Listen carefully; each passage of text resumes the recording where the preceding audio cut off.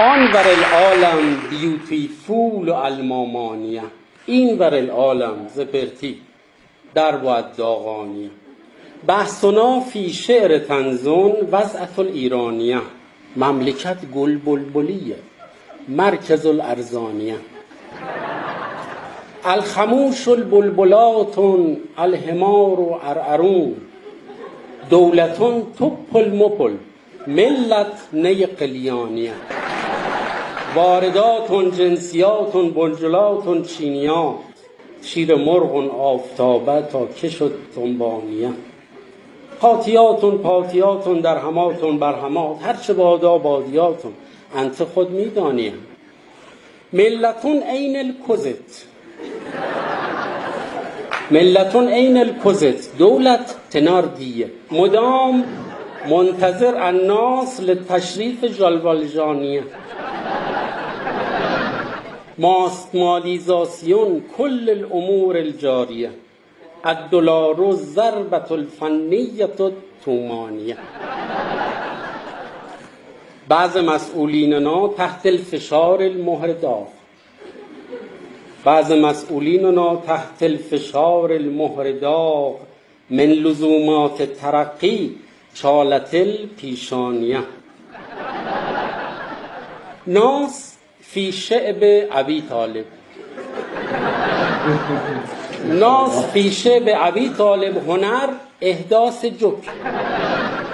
یضحکون القهقاه تحت هر عنوانیه.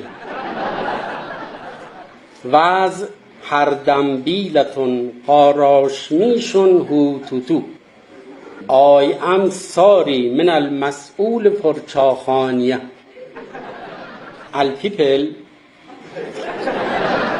الپیپل تحت الفشارات الگرانی لطپار، عین افشار تریلی روی بادمجانیه. یضرب الپشتک شپش فی جیب قشر الکارمند، یضرب الپشتک شپش فی جیب قشر الکارمند، شیرجه فی عمق خط الفقر تا الآنیه. لا به من مربوط صحت سقم حاصل ادعا، جمله من روحانیه کالبائس الحیرانیه.